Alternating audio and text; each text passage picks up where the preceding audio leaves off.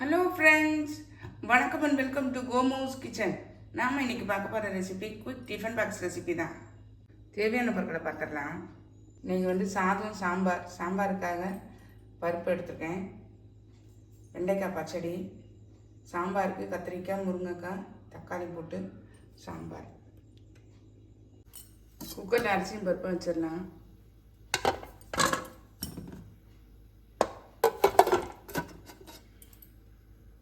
சாம்பாருக்கு காய் வெட்டிட்டேன், சாம்பார் பொடி போட்டிருக்கேன், வேகட்டும். அடுப்பு கடாய் போட்டு எண்ணெய் போட்டிருக்கேன், கடுகு போட்டுடலாம்.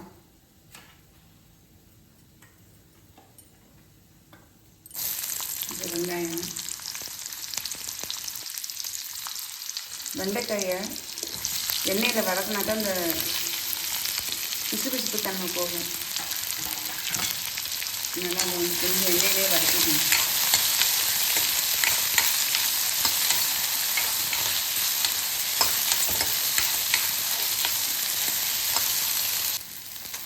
கொஞ்சம் வதங்கிட்டு பாருங்க. நம்ம இந்த ஸ்டேஜில் குழம்பு மிளகாய் தூள் சேர்த்துடலாம்.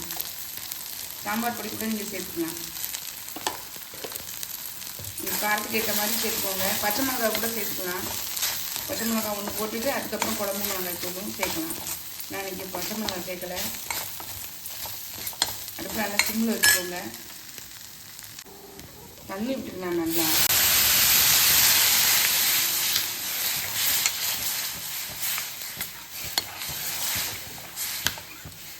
நல்லா கொலைய வேகட்டும். அதுக்கப்புறமா கடைசியாக நம்ம புளி சேர்த்துக்கலாம். வெண்டைக்காய் நல்லா வந்துச்சு பாருங்கள். கொட்டை பார்க்க அளவுக்கு புளி எடுத்து கரைச்சிருக்கேன், அதை கொஞ்சம் விட்டுக்கலாம். ரொம்ப புளி விட்டுறக்கூடாது.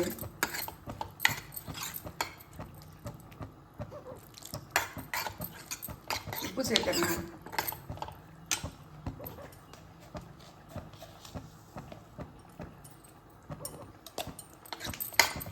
பச்சை வாசனை போகட்டும்.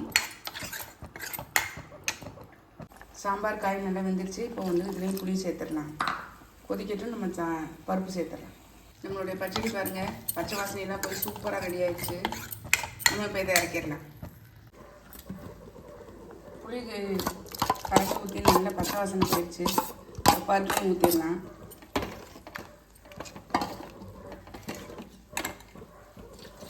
நமக்கு எவ்வளோ திக்னஸ் வேணுமோ அதுக்கு தகுந்த மாதிரி தண்ணி கலந்துக்கலாம்.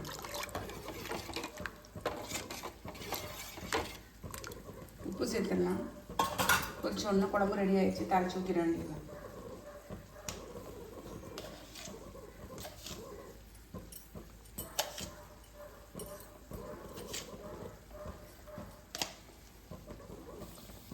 நல்லா கொதிச்சு பாருங்க. இப்போ தாளிச்சதை சேர்த்துடலாம்ல.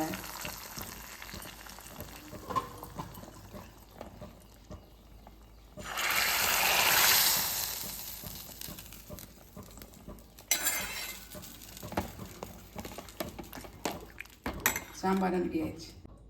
இனிப்பு பணியாரம் தான் பார்க்க போகிறோம். ஒரு கப்பு இட்லி மாவு எடுத்துருக்கேன். இதில் 1 டேபிள் ஸ்பூன் அரிசி மாவு. இதோட நாட்டு சர்க்கரை ஒரு 1/4 கப் அளவு எடுத்துருக்கேன். கொஞ்சம் பெருங்காயத்தூள் எல்லாத்தையும் சேர்த்து நல்லா மிக்ஸ் பண்ணி விட்டுறலாம்.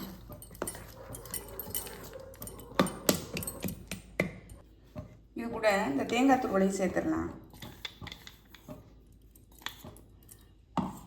நல்லா மிக்ஸ் பண்ணி விட்டுறலாம். பனியார குழியில் ஊற்றி எடுத்துடலாம். கல் சூடாயிடுச்சு. நம்ம இப்போ பனியாரத்தை விட்டுடலாம்.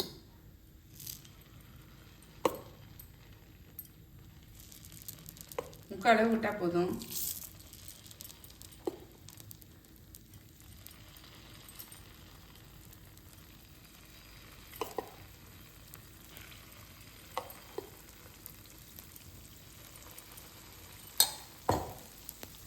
திருப்பி விட்டுறலாம். நம்ம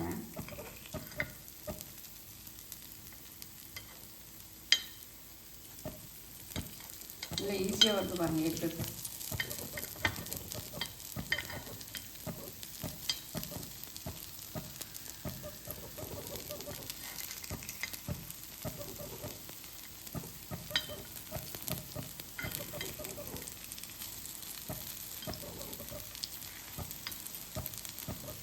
வந்தோடனே எடுத்துடலாம்.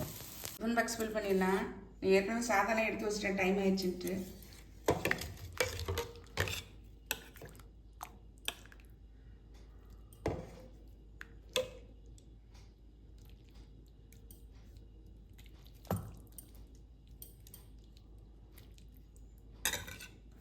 சாதம், தயிர் சாதம், வெண்டைக்காய் பச்சடி. சாதம், தயிர் சாதம், வெண்டைக்காய் பச்சடி. காலையில் பிரேக்ஃபாஸ்ட்டுக்கு இட்லி மாவில் செஞ்ச இனிப்பு பணியாரம். உங்களுக்கு இந்த ஐடியா பிடிச்சிருந்ததுன்னா நீங்களும் ட்ரை பண்ணி பாருங்கள். ட்ரை பண்ணி பார்த்து கமெண்ட்டில் சொல்லுங்கள், லைக் பண்ணுங்கள், ஷேர் பண்ணுங்கள், சப்ஸ்கிரைப் பண்ணுங்கள், பக்கத்தில் உள்ள பெல் ஐக்கானை கிளிக் பண்ணுங்கள். நாளைக்கு வேறு ஒரு ரெசிபியில் உங்களை சந்திக்கிறேன். பை. தேங்க்யூ.